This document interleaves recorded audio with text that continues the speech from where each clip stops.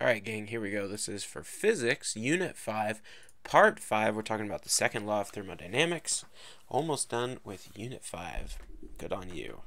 Alright, so this warm-up slide kind of gives us an idea of what kind of things we're going to be talking about in our in this video real quick. Okay, so it talks about how like the high cost of gasoline and environmental issues associated with internal combustion engines are important issues. A partial solution to these problems would be more efficient engines. And so one of the big things that we're going to be talking about in this unit is what does it mean for an engine to be efficient? How do we make it more efficient? Okay, and kind of give us an idea, and this is going to lead us into a talk about what's called the second law of thermodynamics. All right. So here's the standard heat engine. Okay, we kind of looked at a couple of these in the previous video. So here's the actual engine itself, and then we have like some sort of high temperature source, and that adds heat to our engine, and then the engine converts that heat into work. Okay, and there's the work that's coming out of our engine, and then it ejects some sort of energy or heat substance at a lower temperature out again. Okay, and so this is essentially how all engines work. I like to refer to the heat engine in thermodynamics. The heat engine is kind of like a magic box, right? And you stick heat in there, something occurs, work comes out, and you get heat or another substance losing heat that has lower temperature heat than what came in. All right, lower temperature that came out. All right, and so remember, and the reason we can kind of assume that this is a magic box is that remember when we talked about systems versus surroundings in a previous video, we kind of talked about how like, well, we have all these thermodynamic data, right? And we've got, there's lots of different thermodynamic values that we can study, okay, and that we can define, but the fact of the matter is a lot of times it's either impossible or very, very hard to actually measure what those thermodynamic data are, okay? So a lot of times when we're talking about this stuff is we just don't really care about, well, what's the absolute value of whatever we're talking about within our system. Really what we care about is what's going on across the border of our system versus our surroundings. And that's really where thermodynamics is most important, is, well, what's the difference, what's the change. And so you'll see a lot of times when we talk about thermodynamic values, and you'll see a lot of change in symbols, a lot of those deltas flying around. All right, so we talk about, well, what's leaving our system, what's leaving our surroundings, coming into our system, etc., etc. All right, so here's the formula for work. The work out, or the work put out by our engine, is equal to the high heat minus the cool heat. Okay, and so essentially whatever the difference is between those two things has to be the work that we've done. All right. Okay, so let's just do a quick practice problem. Okay, efficiency measures the work out as a fraction of the heat added. Okay, so essentially what this is saying is like, well, our efficiency is equal to the work out divided by the heat added, and the heat we added was that QH value here. Okay, so suppose 100 joules of heat enter the engine and does 35 joules of work. How efficient is the engine? Well, we can just plug in our values here, so our efficiency is equal to, well, we did 35 joules of work, okay, and we put in 100 joules of energy, so 35 over 100. And remember from back when we talked about simple machines, we talked about how efficiency is always in a percentage, so we'll multiply this by 100, and so you can easily see that this is about 35% efficient. Nailed it. Okay, so here's our formula for equation for the efficiency of an engine. So we just did this when the work net, remember the net is the total, all the work. So you want to take all the works that are doing. Sometimes with our engines we can have more than one work source. Sometimes it will actually put work into our engine to make it happen. So we have to worry about the work net, okay, over the QH. So the net work done by the engine over the QH.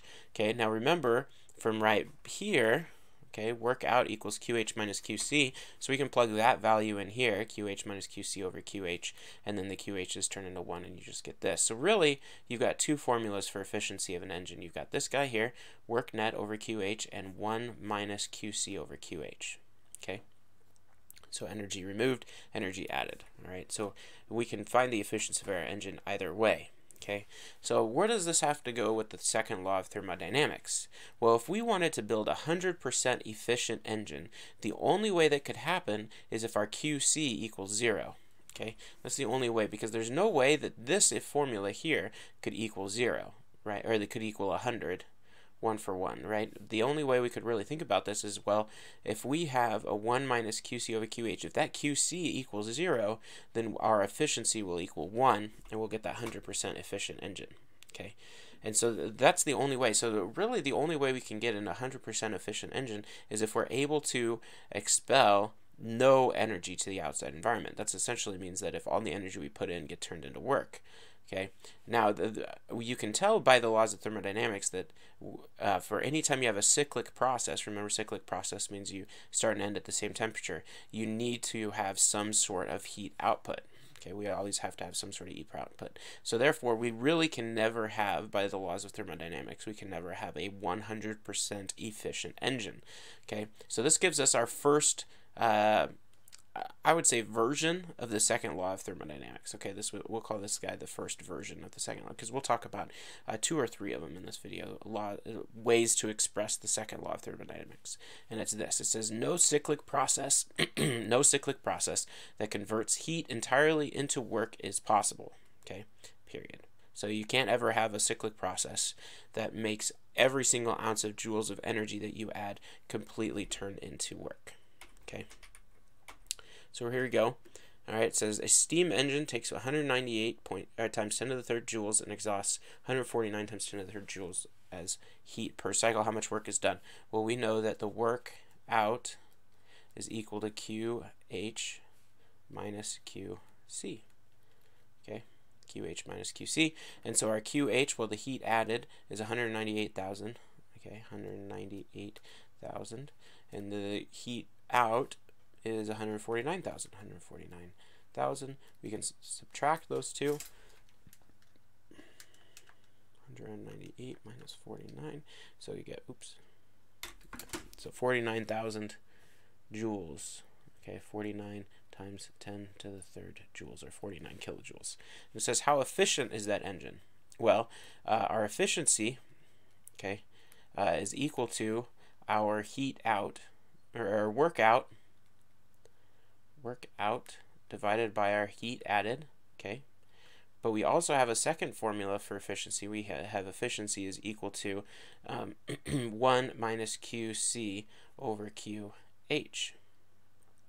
All right, so let's go ahead and do both of these things and think about what this means. So this number here, this is the correct number of sig figs. Remember, when we subtract sig figs, we have 198 minus 149, and so this is the spot, the thousandth spot. Thousands spot is where we have to stop our sig figs. So this number here. So we'll take our workout, which is this 49 times 10 to the third.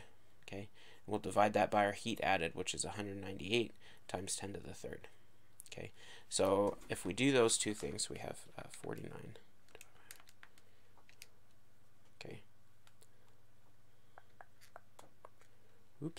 49 times 10 to the third divided by 198 times 10. Okay, we get a 25% efficient engine. Okay, 25% efficient. And we know this has to have 2 sig figs because this guy has 2 sig figs.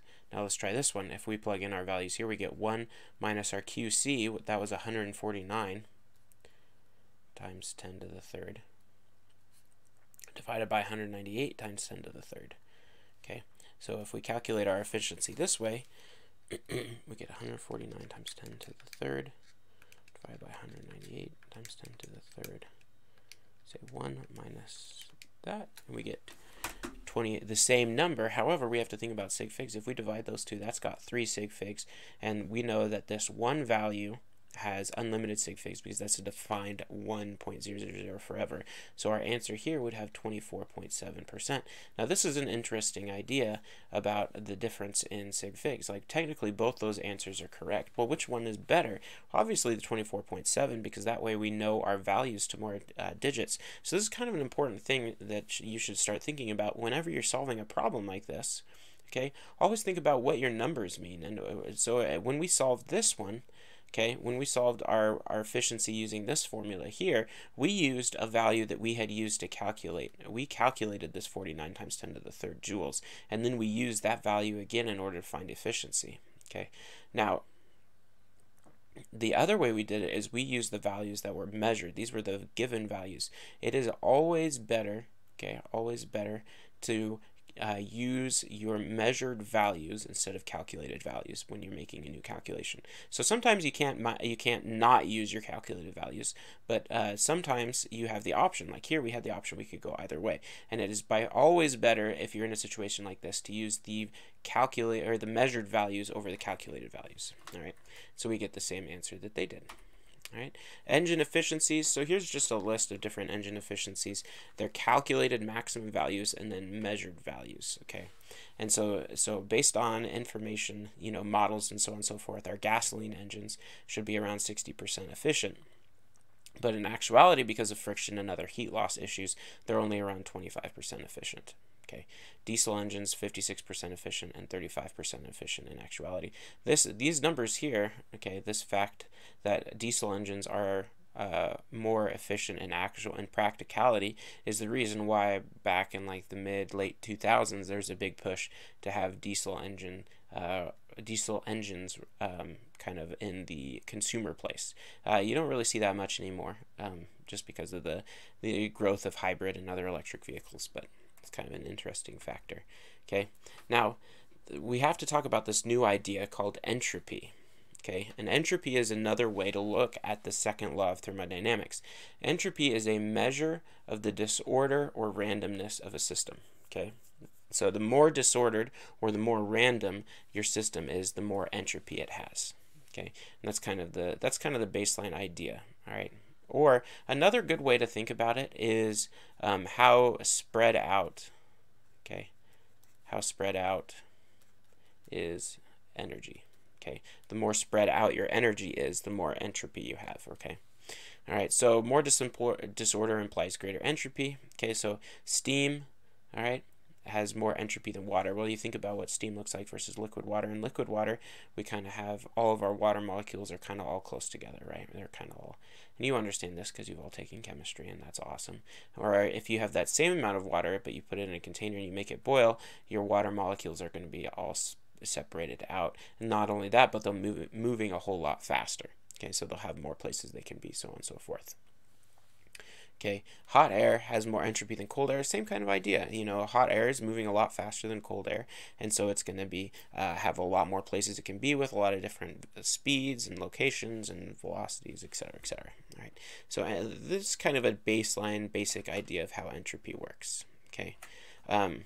So if we think about this, there's also another idea that is interesting to think about. There's this thing called the heat death, okay, of the universe, okay, that we'll talk about here in a second. Okay, heat death of the universe, so keep that in mind.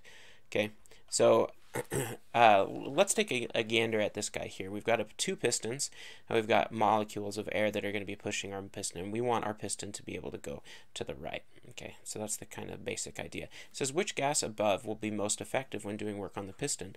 Well, the one on the left is going to be more effective because each one of these air molecules is able to push against the piston in the direction that we need our work to do. So that means every single ounce of energy here will be available to do force in order to push our piston. Okay, which is the most likely arrangement of the molecules, and this is in real life. Okay, the one on the right, that's more likely, and it's very, very unlikely that you're going to have all your molecules lined up just so they'll all go to the right like so. Okay, whereas this is a lot more likely that you have your molecules bouncing kind of all which ways, whatever way they go in. All right. And then which has higher entropy? Well, the one on the right will, because it has more entropy because it has a higher level of disorder. Look at these guys; they're some of them are going at different speeds and they're going in different directions. Whereas the one here, they're only going in different speeds, but they're all going in the same direction. Okay. So here's our other definition of the second law of thermodynamics. Okay, in all natural occurring processes, the entropy of the universe increases. Okay. So this is kind of the idea of the second law of, that heat death of the universe that we were talking about earlier.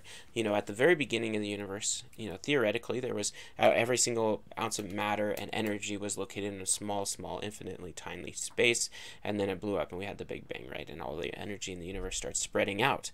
And as it started spreading out, it started getting clumped together, and we formed suns and planets, or stars and planets, and then eventually life, and so on and so forth. You understand the drill by now. Okay, and so, but the idea is that the universe is continually expanding, and while it's expanding every single naturally occurring process, so this is a process that happens without outside intervention, okay, the entropy of the universe is increasing. And remember, we defined the entropy of the universe as an increase in disorder, but also as a spreading out of energy. Okay, so eventually what the heat death of the universe says is that eventually all of the energy that is located in finite packets will eventually get spread out over the entire universe. Okay, and because the universe is so big and there's only a finite amount of energy, really essentially we'll get to the point where all energy, okay, is so far apart and matter is so far apart from one another that nothing interesting can happen with it anymore. It's just kind of all turn into like this nothingness. Okay, so that's known as the heat death of the universe. Okay, we're still billions and trillions and trillions and trillions of years away from that, so don't lose any sleep over it. All right, well, humanity will probably be wiped out long before we have to worry about the heat death of the universe. All right, but essentially, what does this have to do with engines, which is what we were talking about before?